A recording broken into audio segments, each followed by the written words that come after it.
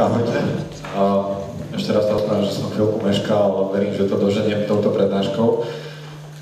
Takže je mi veľkou cťou, že tu môžem dnes s vami spraviť pár chvíľ a povedať vám možno ten môj príbeh a to, ako som sa dostal tam, kde dnes som. Ja som to tak nazval, že boha cesta ku snu, lebo naozaj v konečnom dôsledku cítim, že mám to šťastie, že to, čo robím, ma naozaj náplňa a robím to, čo ma baví. Takže poviem vám o niekoľkých mojich začiatkoch, pretože každá cesta má nejaký začiatok. A keď som nad tým tak spätne rozmýšľal, tak tá moja ich mala niekoľko. A na úvod začnem otázku. Kto z vás pozná toto? Wow. Ty vole, tak akože takúto respons som ešte nemal, že by tak veľa ľudí vedelo, čo to je. Dobre, takže vám netreba vysvetľovať, že takto vyzerali počítače tak 15 rokov dozadu, že to sa zobrazilo miesto Windowsu ako uvítacia obrazovka. No a naozaj ten môj úplne prvý začiatok, teda je v 84., keď som sa narodil, ale ten ďalší bol v roku 1990 a veľmi súvisel s touto modrou obrazovkou. A to tak, že otco ma raz zobral do roboty, posadil ma k takému televízoru, pred ktorým bola taká krabička s písmenkami rôznymi a vedľa toho ešte taká maličká krabička s takou šnúrou, myš a klávesnica. On mi to zapol, ukázalo sa mi toto. Oco hovorí tak zo strany, že to bolo posledný krát, čo mi musel pomáhať s počítačmi, že odtedy to už začalo byť len naopak, ale mňa naozaj, akože pre mňa to bol úplne asi najväčší zlom v mojom dovtedajšom živote, 5-ročnom, že zrazu som videl niečo, čo začne reagovať na moje povely, hej, tým, že tam myšou pohnem alebo niečo napíše, alebo sa to tam zobrazí. Takže to bol taký ten prvý môj začiatok, kedy som sa dostal k počítaču. Druhá krízová otázka. Kto pozná toto? Dobre, jedna ruka, tam je, super. Tak ako hento by sa dalo nazvať, že to bol akoby Windows tej doby, tak toto bol akoby Photoshop tej doby. A bola to jedna z prvých aplikácií, ktoré som vlastne na tom počítači objavil. No a bolo to úplne jednoduché malovanie, ešte jednoduchšie ako je skicár vo Windowse, čiže akože fakt zle. Malo to úžasných 16 farieb k dispozícii a ja som si tam začal kresliť domčeky, autíčka, úplne akože krajinky. Bolo to krásna robota, veľmi precízna musela byť, pretože fungovalo to tak, že keď ste kreslili nejakú čiaru, tak ste tam mali potom taký kýblik, tým ste to mohli vymaľovať, ale ak ste náhodou tú čiaru neurobili úplne celú, tak vám to vymaľovalo celý obrázok. Tlačítko späť vy našli asi až 2 roky neskôr, takže ste museli začať odznova. A bolo to naozaj úžasná doba, akože ja toľko obrázkov som tam porobil a pokazil, že to bolo super. Takže to ma tiež uchvátilo. Tretia otázka, kto pozná toto? Nesmelé ruky nejaké. Zopár, dobre, to bol Outlook tej doby, alebo teda nejaký Gmail, nazvime to akokoľvek chceme. A toto bol môj prvý kontakt s internetom. No a ten nastal takým veľmi dodnes pre mňa opäť pamätným spôsobom, keď v 95. Moje otco mal ísť na nejaký študijný pobyt do Ameriky na 3 mesiace. Tak sme rozmýšľali, že ako budeme komunikovať. Takže super, vymeníme si nejaké pohľadnice, budeme si písať listy, však to bolo ešte také krásne, romantické. Tak asi 2 alebo 3 listy si stihneme, aby to cez ten vás nám prejde. No a potom povedal, že im teraz do roboty zaviedli takú zaujímavú, že internet sa to volá. Takže nech idem pozrieť, že on má niečo k tomu vymyslené.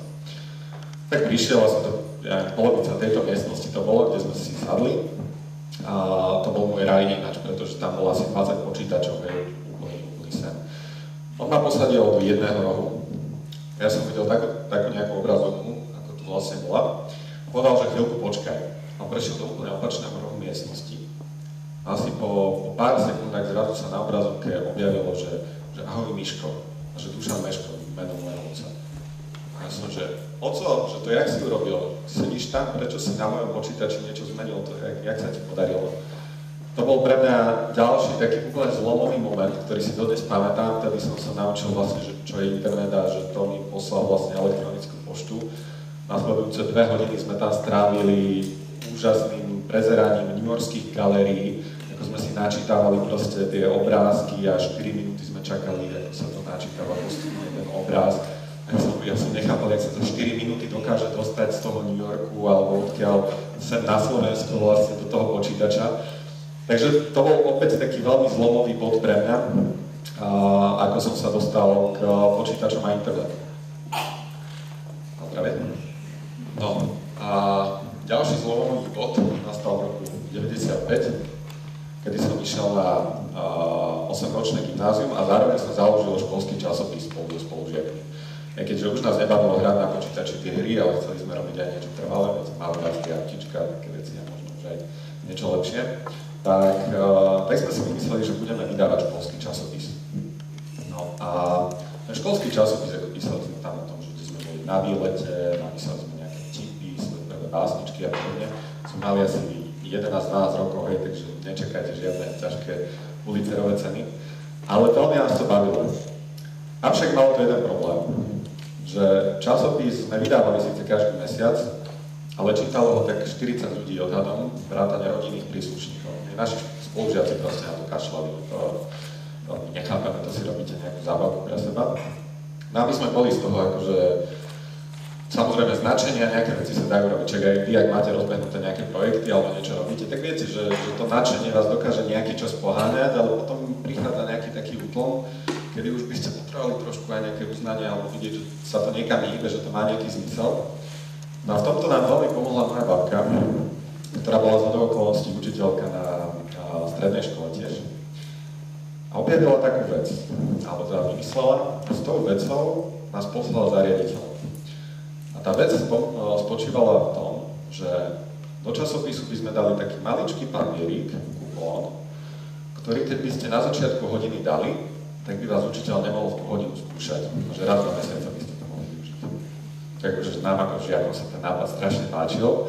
Samozrejme, presadiť ho bola v našej hlave trošku iný príbeh, ale teda skúsili sme ísť za riaditeľom.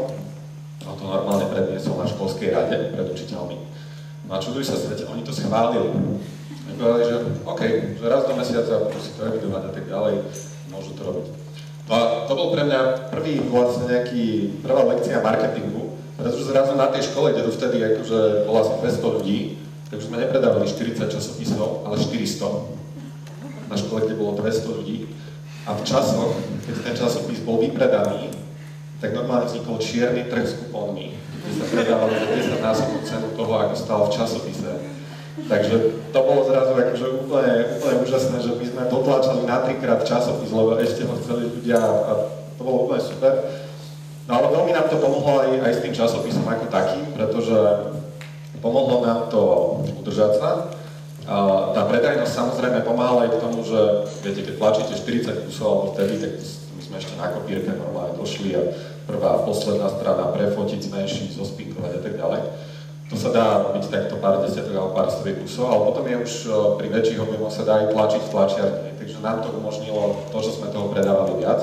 Nerobili sme si ilúzie, že by to ľudia vo väčšom čítali, aj keď postupne začali. No a vďaka tomu my už sme to mohli dať do tlačiarne, postupne to malo farebnú obálku. A pár rokov potom, ako sme teda prešli týmto prerodom, tak tí ľudia zrazu začali ten časopis milovať, začali byť na ne hrdí. A my sme asi 3-krát po sebe vyhrali súťaž o najlepší školský časopis na Slovensku. Takže z toho, že už sme boli úplne pred takým, že kašľame na to, lebo aj tak nás nikto nečíta, tak len nejakým úplne počným útokom, alebo ako to nazvať, sme sa dostali k tomu, že vlastne ten časopis bol úplne že podsta, aby v tom ľudia robili. A ak predtým mal 40 čitateľov, tak myslím, že najúspešnejšie číslo malo nejakých 60 prispievateľov, ktorí do neho vlastne z tej školy niečo napísali. Takže to bolo paráda. No a potom vyšiel rok 2000, kedy ja som sa ocitol na križovatke a jedna strana tej križovatky hovorila, že by som išiel do Ameriky, čo bol môj obrovský sen, lebo pozeral som tie západňarské seriály a mi sa to strašne páčilo, tie stredné školy, tam že neviem, vlastne možno ste niektorí tiež mali také predstavy. A druhá teda znamenala, že zostanem naďalej na Slovensku. No a nakoniec jeden jediný bod rozhodol o tom, že zostanem na tom Slovensku a teda najbližší rok budem jesť tie slovenské halušky miesto amerických hamburgerov naďalej. Pretože ten jeden bod ma delil od postupu v nejakom výberovom konaní o grant na to, aby som mohol študovať do tej Ameriky. No, mne keď prišlo to vyrozumenie, tak ja som mal pocit, že sa mi zrútil svet. To bol môj vysnený sen, proste mal som 15 rokov alebo koľko, že chcem ísť študovať do Ameriky a A tak som sa snažil a neišlo mi to. Ja som nevedel, čo ďalej so životom. Ale tak akože samozrejme, tie deti veľa vecí vnímajú dramaticky, ale v rovnakom období zhruba vstúpili do môjho života dvaja páni. Obaja majú spolu niečo spoločné. Schválne, sú to nejakí Slováci? Dobre, takže Slováci, kto pozná toho pána Vľavo? OK. Pohode, to nechcel poznať. Obaja napísali knihu. Ten Vľavo napísal Detmana a volá sa Andrej Sládkovič. A to je taký akože povinný slovenský autor pre povinné čítanie v škole. A ten vpravo napísal knihu o programovaní v PHP. No a neviem, predpokladám, že aj v Čechách funguje niečo také ako povinné čítanie. Správne, takže čitateľský denník si musíte napísať a odovzdať to potom a tak ďalej. No my sme to tiež museli robiť. A ako poctivý študent samozrejme, že sa nám nechcelo tie knihy čítať. Takže okolo toho roku 2000 som si ponachádzal nejaké tie referáty na internete. Že nebudem to čítať, stiahnem si z internetu, však už sme to znali. Ale trvalo mi to asi 2 hodiny, kým som na tých 5 kníh, čo sme mali prečítať, našiel nejaké schopné diela spísané vlastne v slovenčine, aby sa to mohlo rozdať. No a povedal som si, že toto už ďalej nie.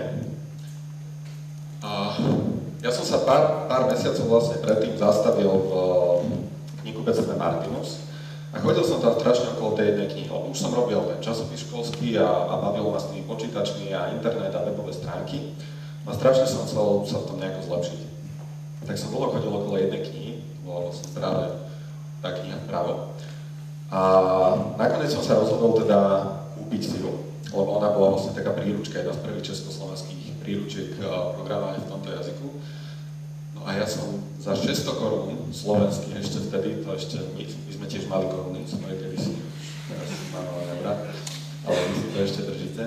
To bolo vtedy moje dvojmesačné vreckové, takže ako to bolo naozaj veľký výdavok, ale kúpil som si tú knihu. A kým som prišiel domov, tak som si prečítal niekoľko kapitol a rozmýšľal som o tom, že dobre, že čo bude prvá vec, ktorú urobím. A spomenul som si vlastne nejako na tú situáciu s tými referátmi. A povedal som si, že urobím si takú presnú aplikáciu, kde si budem môcť tie referáty zbierať, aby som nemusel byť lenivý na budúce, ale budem si to pekne pripravovať. Tak som za pár dní zbúchal nejakú základnú verziu. Ale potom mi napadlo, že možno rovnaký problém, že sa ľuďom nechce čítať ten čitateľský denník, majú aj iní ľudia, a takže dám to na internet. No a spojil som sa s jedným chalanom, ktorý už podobný projekt na internete mal, a mal na domene referáty.sk. Mne sa tá domena akože tak páčila, tak sme sa nejako spojili a spustili sme vlastne projekt referáty.sk. Predpokladám, že v Čechách tiež niečo podobné bežalo alebo beží. Na Slovensku to bol akože relatívne navštevovaný portál a spustili sme teda v roku 2000, začali sme s pár referátmi, s nejakými 40 referátmi. No postupne sa to vypracovalo na jednu z najnavštevovanejších vlastne stránok na Slovensku a my sme začali byť radi, že sme to vlastne urobili. Za prvé 3 roky tej prevádzky sa odtiaľ stiahlo 20 miliónov referátov. Keď my sme sa na to číslo pozreli, my sme sa nevedeli ani predstaviť, ale akože bol to taký zaujímavý pocit. No a tak lenivosť vyhrala nad Sládkovičom, nešťastným autorom 1-0. A tu je nejakých pár krátkých vecí, teda, čo my sme si nemysleli, že dokážeme raz vyhrať nad Sládkovičom, ale podarilo sa nám to. No a čo k tomu sme potrebovali vlastne? Mali sme 15 rokov, keď sme to začínali. No ako prvú vec detskú izbu, lebo potrebujete nejakú kanceláriu, kde to budete robiť. Potom počítač. Myslím, že vtedy akože to boli také, že 386 a podobné veci, možno 486 v tých lepších domácnostiach. Potom modem, ten taký krásny spievajúci modem, neviem, si ešte pamätáte na spievajúce modemy, ktoré ste museli dať telefónnu linku do toho a keď sa to pripájalo asi minútu, tak spievalo. Potom za 2 hodiny zavolala rozčertená babka, že sa nemôže už 2 hodiny dovolať mojej mame, lebo si chceli porozprávať, čo je, no lebo ja som obsadil telefónu, lebo som bol na internete. Úplne krásne časy. Potom potrebujete dobrých spolužiakov, od ktorých vypýtate tie referáty, ktoré vlastne mali napísané nejako ručne a ktoré robili ešte predtým, ako sa dali stiahovať z internetu. A my naozaj sme akože denne prepisovali desiatky referátov. Akože z tých referátov, čo tam sú, tak akože ja som sa tam nadrel strašne veľa. Nevnímal som to pritom ako nejakú robotu. Je to, čo sa mi predtým nechcelo robiť, tak zrazu som si bral kopy, dránkal som ich, že daj mi svoje referáty a potom som ich 3 hodiny prepisoval aj s tým kamarátom a nejako sme ich dávali. Len preto, aby sme videli, že už nemáme 62, ale 63 referátov a potom máme 70 a zajtra máme 80. A to bolo úplne skvelé. A posledné, potrebujete byť doma rýchlejšie ako rodičia a vybrať poštu, pretože v tej pošte bývali účty za telefóny. Toto je tá kancelária, teda naša, kde sme začínali, moja detská izba, ktorej dodnes u rodičov, keď som tak bývam. No a potom prišiel rok 2003, ja som išiel študovať na vysokú školu. A vtedy som riešil vlastne tieto referáty, začal som výšku riešiť, riešil som už aj Martinus, k tomu sa dostaneme, mal som frajerku a proste nedalo sa všetkému na 100% venovať. A prišla tým potom taká zaujímavá križovatka a veľmi dobrá aj pre nás vlastne vyriešenie a ponuka, pretože v roku 2004 vlastne sa ozval Atlas, myslím, že oni sú aj v Čechách, aj na Slovensku, a ponúkli, že teda tie referáty by chceli kúpiť. A po pár mesiacoch nejakých vyjednávaní a tak ďalej by sme sa rozhodli, že OK, teda predáme vám komplet referáty, zbavíme sa toho a budeme sa venovať tomu nejakým ďalším veciam. Takže to bolo vtedy úplne krásny taký zásah možno osudu, že bez toho, že by sme si uvedomili čokoľvek z toho, tak sme založili svoj prvý startup, nejako sme ho rozbehli a ešte sme ho aj exitli a to som si uvedomil vlastne len pred pár rokmi, takže bolo to celkom také zaujímavé obdobie. No a vrátim sa späť trošku o pár rokov skôr, opäť do toho roku 2000 a do doby zhruba 2 týždne potom, ako sme dali dokopy úplne prvú verziu referátu. Okrem toho, že bolo treba teda ten internet nejako platiť, tak bolo treba platiť ešte server a proste nejaké súvisiace náklady. A rozmýšľali sme, že ako. No a pomohla v tomto opäť mama, čiže babka, mama majú v mojom biznis živote svoj veľký význam. Lebo mama ma poslala s takou myšlienkou, že možno keď si niekto prečíta toho Detvana, ten referát, tak by si možno chcel kúpiť aj knihu, že ho to natoľko zaujíma, že čo ja viem, no tak akože nie som si úplne istý, čo zrovna Detvana niekto bude dobrovoľne čítať, ale teda skúsme to. No tak sme chceli vymyslieť také, že keď si prečítate ten referát, tak budete môcť kliknúť a kúpiť si to aj ako knihu. Tak sme oslovili knihkupectvo, ktoré sme Martine poznali, Martinus. A ja som tam prišiel za vlastne bratmi Santusovcami, ktorí už 10 rokov tam to knihkupectvo mali už aj nejakú jednoduchú webovú stránku.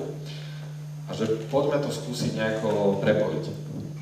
Tak sme to hľadali, skúšali, nedalo sa to, nepodarilo sa to prepojiť, tak by sa to dalo kúpiť. No ale oni mi potom ponúkli, Miro Santus povedal, že no a čo keby si nám urobil ten internetový obchod ty? No a ja som bol Rambo, ja som bol schopný všetkého, že samozrejme to nie je problém. A potom som si začal uvedomovať, čo všetko to vlastne znamená, že som netušil, čo je DPH a čo je vlastne zisk a čo je faktúra a tieto veci. A dodnes to vnímam ako jeden z najväčších aktov dôvery, ktoré človek mi zatiaľ prejavil, že jednoducho zdravo a rozumne vyzerajúci dospelý človek 15-ročnému chlanovi povie, že urob nám internetový obchod. Takže to bolo, nechápem, aký zásah osudu a obrovská dávka šťastia a dôvery vo mňa. Tak ja som začal jednoducho v Martinuse pracovať ako brigádnik.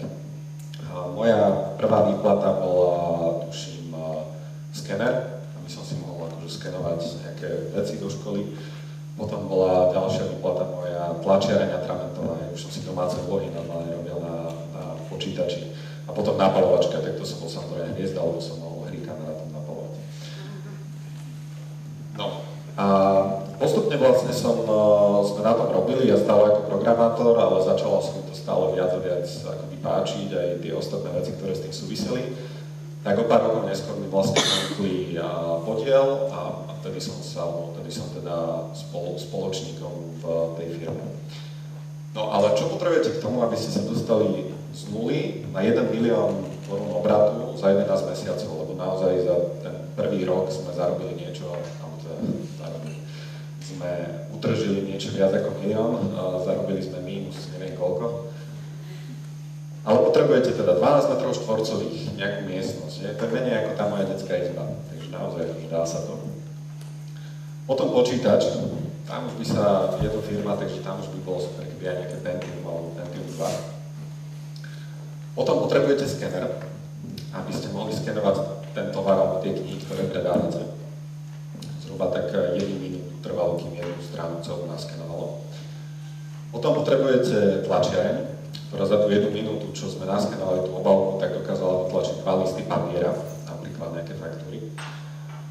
Potom potrebujete opäť teda modem a internet, ale tak už by sa patrilo aj nejaké rýchlejšie, že ISDN a potom dvojité ISDN a podobne zázraky. No a potrebujete tašku z IKEA, čo bol náš najdôležitejší logistický nástroj na prvých niekoľko rokov, pretože v takejto taške Jožo Santus, vlastne ten druhý zo spoločníkov, každý deň tých pár kníh, čo sme vlastne predali cez internet, zabalil, zobral, dal do tašky a na pleci som išiel cez celú pešiu zónu v Martine na poštu. Takže naozaj aj na tú logistiku netreba návod tak veľa. Toto bola prvá kniha, ktorá sa predala, alebo teda objednala cez internet. Bolo to tak, že my sme to spustili 31.8.2001, asi o 3. a o pár hodín na to prišla objednávka, tak sme boli úplne náčení, oslavovali, wow, super. To sme zistili, že to asi, ja som si teda začal uvedomať, že to asi nebola úplne bežná objednávka, lebo ďalšie 3 dní neprišlo nič, ale aj tak poteší a dodnes tam niekde svieti. No a tento graf, ktorý následuje, je opäť pre mňa taká vždy pripomienka a zaujímavá lekcia, ktorá sa mi opäť opakuje z toho, čo som si zažil aj s tým časopisom, že tie naše obraty na internete vyzerali na úvod takto, že dosť rovná čiara. No a podľa dnešných parametrov a všetkého, viete, ako sú tie startupy, ako keď človek začína, tak akože do pol roka chce, aby to malo nejaké výsledky, tak u nás prvé 3 roky to bola rovná čiara, čistá strata, každý rok. Našťastie sme vydržali, lebo to bola naozaj vtedy úplne nová vec, na internete nakupovalo relatívne málo ľudí, museli sme ľudí presviečať, že keď si niečo objednáme, tak im nepošleme tehly, ale pošleme im naozaj knižky. No ale našťastie sme vydržali a teda chytilo to celkom dobrý trend potom ďalej. Takže toľko nejaký môj doterajší príbeh, že kde som a ako som sa tam dostal. No a je tu veľmi dôležité opäť pre mňa ponaučenie aj pre tých, ktorí sa niekedy pýtajú, že akože dobrá, nebola chyba predať tie referáty, alebo nebola chyba, že ste to vydržali a takéto veci. Že čo by človek urobil inak, no ja osobne by som určite neurobil inak nič, pretože asi mi sami dáte za pravdu, že asi tie najväčšie životné lekcie, ktoré máte, aj chyby, ktoré ste urobili, tak sú tá najlepšia škola života. A čo je teda dôležité na to, aby aj tie chyby ste dokázali vnímať v nejakom širšom kontexte a aby čokoľvek, čo robíte, tak ste sa dokázali posúvať nejakým správnym smerom. No a podľa mňa jedna z najdôležitejších vecí na to, aby ste mohli robiť to, čo vás baví a aby ste sa cítili v živote šťastný a úspešný, je zadefinovať si, čo je úspech. Kto z vás má zadefinované sám pre seba, že kedy bude mať pocit, že je úspešný? Je tu nejaká časť ľudí, lebo v médiách a podobne často vidíte, že úspech, no áno, on má drahé auto a 3 vily v Španielsku a neviem čo, tak to je úspešný človek. Ale to pre mňa nie vždy musí znamenať, že ten človek je naozaj úspešný, to len znamená, že nejakým spôsobom získal peniaze. Ale napríklad pre mňa úspech, alebo to, že kedy budem vedieť, že tie veci robíme naozaj dobre, alebo to, čo nás poháňa, je to, že chceme robiť veci, ktoré urobia svet krajším a deň lepším a tak ďalej. Akože je to veľmi také vzletné, ale naozaj je to niečo, čo veľmi pomáha v akomkoľvek biznise, kdekoľvek robíte, dať vám tú myšlienku toho, že prečo je to dobré. Čiže my aj keď každý rok stojíme za tým regálom a pultom a predávame zákazníkom, lebo úplne nestíhame, tak v kamenných knihkupectvách aj my často blokujeme. A je úplne krásne vidieť, keď si príde nejaká babička alebo teta kúpiť knižku o záhradkárčení tak je skvelé vedieť, že ona vďaka tomu možno si vypestuje budúci rok nejaké prvé paradajky a kde si sama vlastne robí záhradku, alebo keď nejaký študent si kúpi knihu o programovaní na iPhony, tak možno sme prispeli tomu, alebo pomohli tomu, že on raz si robí vlastnú firmu, kde bude vyvíjať iPhoneové aplikácie. A toto je presne ten pocit, ktorý mňa osobne naplňa a poháňa dopredu. A u mňa sa vybudoval asi vtedy, keď ešte sa vrátim k tým referátom. Som raz stál na zastávke a takí dvaja študenti vedľa mňa, nepoznal som ich, si tak medzi sebou rozprával, že počúvaj, zajtra potrebujem na dejepis nejaký referát na túto tému. A že neviem, čo mám robiť, to vás na ňom. A ten druhý mu, že však chod na www.referáty.sk, tam to určite nájdeš, to je také dobré. A ja som vtedy zažil úplne ten krásny pocit toho, že vy stojíte tu, oni stoja tam, rozprávajú sa o niečom, čo ste pomáhali tvoriť a oni o tom netušia. Ale cítite a máte ten pocit, že ste im nejakým spôsobom pomohli alebo ovplyvnili život. Takže toto je pre mňa to strašne dôležité. No a čo je tých pár dôležitých ponaučení, ktoré ja som si z toho zobral, alebo oblastí, a myslím si, že sa dajú uplatniť či od štúdia cez zamestnanie až po podnikanie, ak budete mať vlastnú firmu, tak je niekoľko základných jednoduchých vecí. Ako prvé, hodnota. Ja mám pocit, že súčasná doba sa naučila celkom slušne tvoriť peniaze, ale zabudla sa tvoriť hodnota. A pár rokov dozadu, ešte predtým, ako prišla táto veľká kríza, tak akože najväčší frajer bol ten, kto kúpil nejaký byt za 2 milióny korún a o 3 mesiace ho predal za 3 milióny. To bol pán podnikateľ, najväčší frajer a kúpil auto a podobne. Akurát, že mne vždy tak akože prišlo, až komu tým pomohol. Čo on vlastne vytvoril, okrem toho, že nejakú virtuálnu hodnotu toho, že sa niekde presunuli peniaze a nejaké papieriky, ale zlepšil tým reálne niekomu život, vytvoril niečo. Takže pre mňa taká mantra je, že treba pri čomkoľvek, čo robíte, ak chcete mať úspešné podnikanie a dlhodobé, tak myslím si, že v prvom rade treba tvoriť hodnotu. A peniaze majú byť len nejakým vedľajším produktom. K tomuto je krásny citát od niekoho, že na všetkých školách vás budú učiť, že v biznis školách, že zisk je základ podnikania. Správne? Kto ste počuli už tú poučku? Hlavným cieľom podnikania je zisk. Áno, dá sa na to tak pozrieť z toho klasického ekonomického hľadiska, ale v konečnom dôsledku si myslím, že zisk je podobný ako dých a že dých tiež nie je hlavným zmyslom života, ale je to sakra dobrý indikátor toho, že ste nažive a že môžete žiť ďalej. Takže pre mňa to podstatné naozaj je tvoriť hodnotu a pomáhať ľuďom.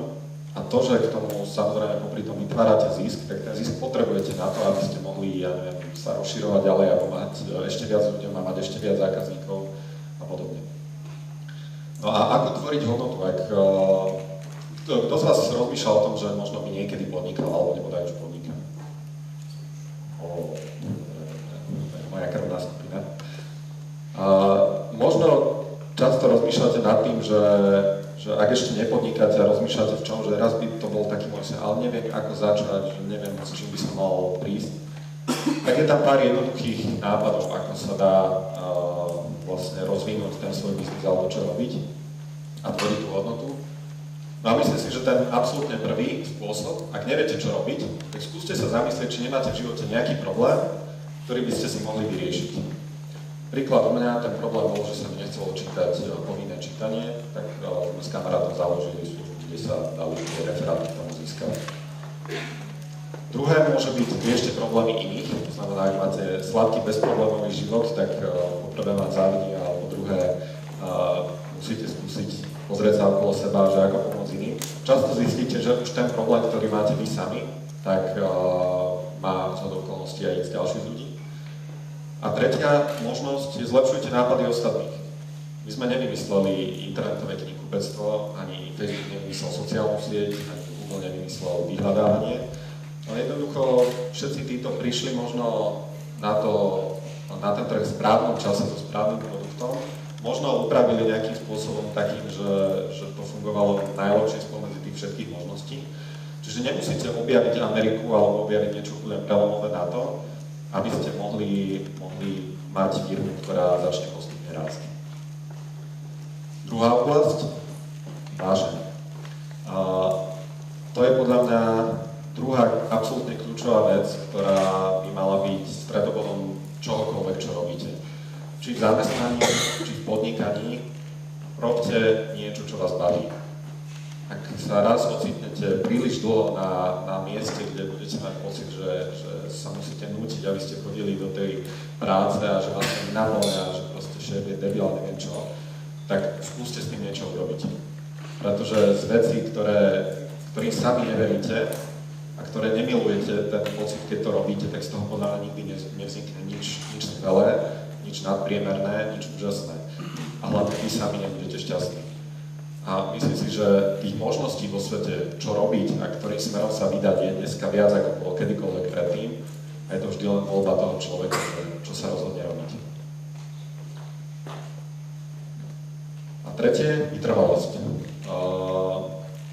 Toto sú veci, ktoré ak človek nemá vrodené, ja som napríklad dosť akože netrpezlivý človek a rád vidím výsledky relatívne rýchlo, ale niektoré veci ma naučili to, že niekedy sa oplatí naozaj, alebo niekedy je nutné počkať a vytrvať v tom, aj keď sa vám mesiac nedarí, 3 mesiace nedarí, rok sa vám nedarí, 2 roky sa vám nedarí, ale vy tomu stále veríte a viete, že napredujete, tak väčšinou, nehovorím, že vždy, ale väčšinou príde ten zlomový bod a ono sa to zrazu rozbehne hore. A potom to už neviete zastaviť. Potom riešite často skôr opačný problém, že preboha, idem toto celé zvládnuť a prerastá mi to cez hlavu. Ale tá vytrvalosť je často veľmi dôležitý faktor. To znamená, všetko, čo máte na to, aby ste mohli začať, tak v princípe už máte, na všetko, čo potrebujete. A zabudnite na úspech z večera na ráno. Nič také neexistuje, ani tie spomínané Facebooky a Google a podobne. To nebolo také, že zrazu sa to objavilo v médiách a oni pri tom len včera začali. Za tým je takisto veľa pokusov a omylov a podobne.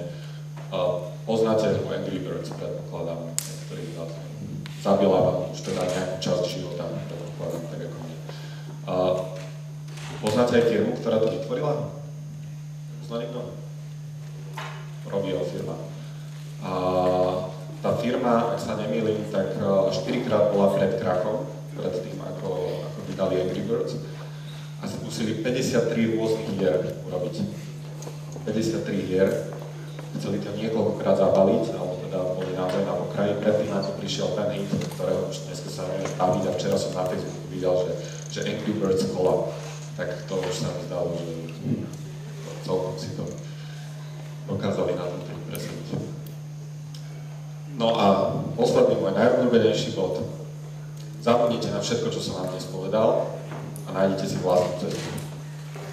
Pretože myslím si, že len nasledovať to, čo niekto iný robil, alebo počúvať, že ja to neviem to a je mi to fungovalo, ja som to skúšal, mne to nebude. Áno, to je to správne. Pretože každý z nás sme nejaký jedinečný. To, že niekomu fungovalo toto, alebo že mal to šťastie, že sa mu ten život nejako týmto spôsobom zariadil, tak vôbec neznamená, že vy na to, aby ste dosiahli svoj sen, tak by ste museli pokračovať úplne rovnako. Takže nebojte sa zabudnúť kľudne na všetky, čo som povedal, a ísť vlastnou cestou. A posledná vec, samozrejme odo mňa, musí prísť ako od knihkupca, čítajte. A čítajte nie kvôli tomu, aby ste hľadali niekde návody, ako veci robiť, ale čítajte kvôli tomu, aby ste si rozširovali stále rozhľad, aby ste sa inšpirovali. Myslím, že už len to, že ste tu, tak dosť znamená, že ste tí ľudí, ktorým to asi netreba pripomínať. A v tom prípade možno aspoň pár tipov na knižky, ktoré teda ja som v poslednom období čítal a celkom sa mi páčili. Takže ak ste niektoré z nich čítali, tak super, ak nie, tak naozaj odporúčam. Nájdete v nich často veci o podnikaní, aj business príbehy Steva Jobsa, poznáte Howarda Schultza z Starbucksu. Krásny príbeh ináč, naozaj odporúčam tiež o tom, ako úžasne rástli a potom zrazu zabudli na to, že majú robiť aj kávu a že to je ten ich core business a že mali by to robiť fakt dobre. No a keď si to uvedomili, tak robili také veci, že zavreli všetky Starbucksy v Amerike na niekoľko hodín v najručnejšom čase, vylepili oznam, že znovu sa učíme robiť kávu a takéto veci. Naozaj celkom inšpiratívny príbeh, že aj veci, ktoré dlho idú hore a môžu byť veľmi úspešné, tak môže zrazu prísť taký okamih, keď to padne dole a zrazu ani neviete, ako ste na opačnej strane si museli. Takže ďakujem veľmi pekne za pozornosť, to by bolo z mojej strany všetko. A ak máte akékoľvek otázky, tak veľmi rád zodpoviem. Ďakujem.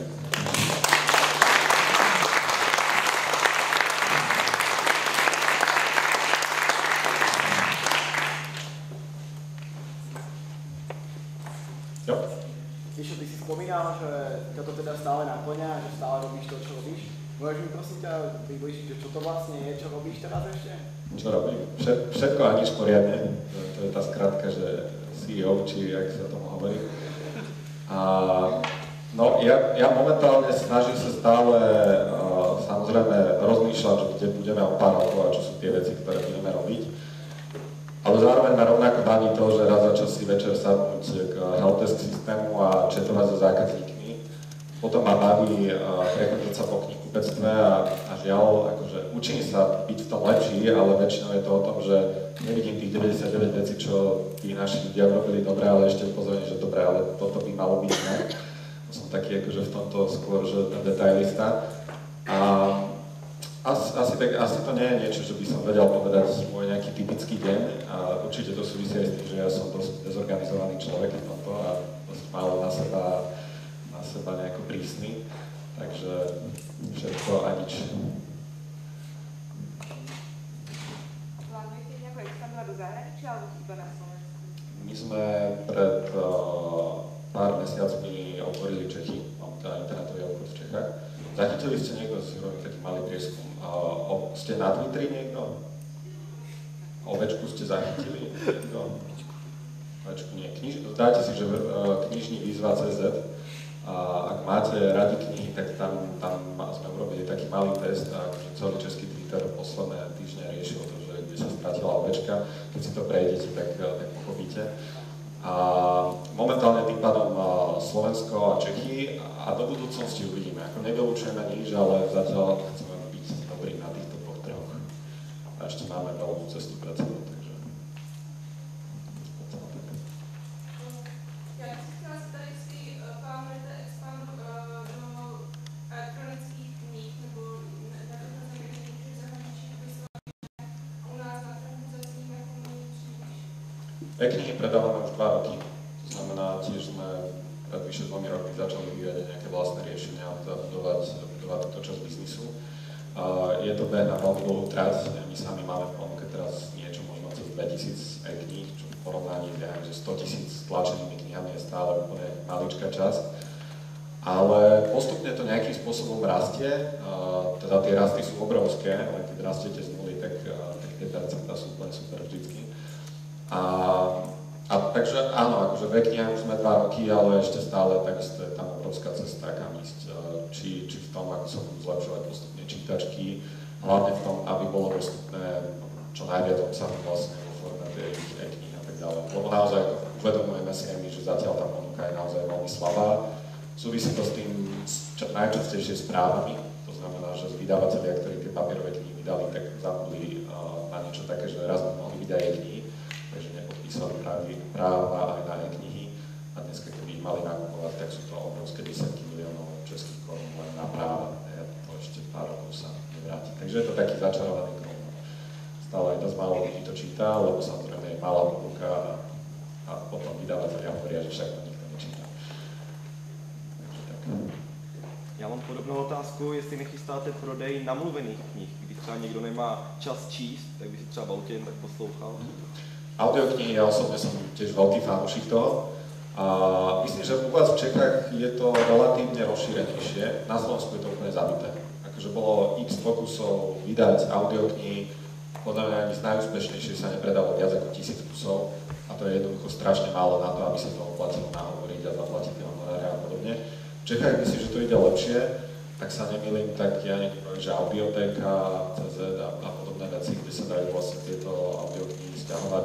Tým pádom vydavateľstvo sa zameriava aj na tieto ako audioknihy.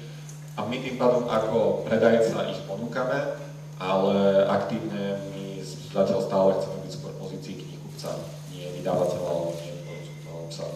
Uvidíme, kam to pôjde do budúcnosti, ale žiaľ tie audioknihy na Slovensku a v Čechách nemajú zďaleka takéto podobie, ako majú možno v Amerike, kde sa dochádza naozaj veľmi dlho a tým pádom ten priestor počúvať tie audioknihy je tam oveľa väčší. My sme teda veľký fanúšikovia Martinosu, sme nejakú prikopec knížiek a čo ma vždy tak akože zaujalo je, že ten váš taký promptný prístup a vždy, keď som vlastne zavolala na ten helpdesk, tak ľudia sú neskutočne milí, čo je na Slovensku dosť v službách také nezvyčajné, že či máte nejaký akože špeciálny tréning pre zamestnancov, alebo ako toto dosahujete? Nemáme špeciálny tréning, ono to, keď sme sa vždy nad tým zamýšľali, že už by sme to mali trošku aj urobiť akože profesionálnejšie a urobiť nejaký tréning a manuály a neviem čo. Tak vždy sme si potom uvedomili, že doteraz sme ich nepotrebovali a išlo to relatívne dobre. A uvedomili sme si, že najlepší tréning a manuál je to, že keď to sem tam robí aj niekto z manažmentu a sem tam to robí aj šéf a tí ľudia potom len pozerajú, aha, asi takto sa to má robiť, nech sa to dostane automaticky pod kožu. A potom, keď prídu noví ľudia a tí starí už to robia tak, ako to majú robiť, tak tí noví ľudia sa to zase naučia od tých starých. Takže určite veľmi dôležité bolo, čo bol tam ten graf. Tak tie prvé roky, keď tie obraty boli naozaj minimálne, tak bolo strašne dôležité v tom, že sme to robili my. Všetko sme robili, od balenia kníh, cez nahadzovanie tých produktov do katalógu, cez zákaznícky servis, telefonáty, maily. A potom sme začali priberať prvého človeka na to, s ktorým sme si to delili pol na pol. Ja tým pádom on to robil rovnako ako my. A potom sa to nejako tak navalovalo. Takže nemáme žiadne špeciálne manuály pre nich a spoliehame na to, že zákazníci si zaslúžia dobré služby a oni to vedia.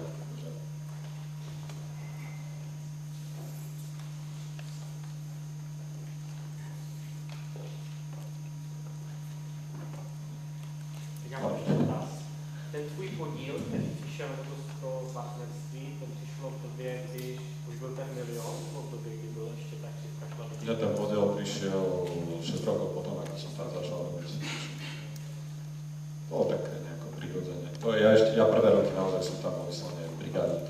A ty jsi věděl teda, že, nebo měl jsi to nějak slíbené dopředu, potom to prostě samo?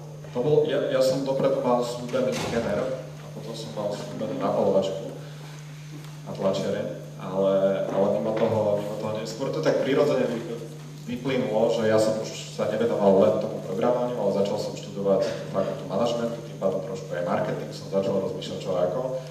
A tam to vzniklo také, že fajn, že dobre sa nám spolupracuje, že poďme to robiť spoločne, čiže tam akože tá ponuka prišla tak prirodzene od tých majiteľov.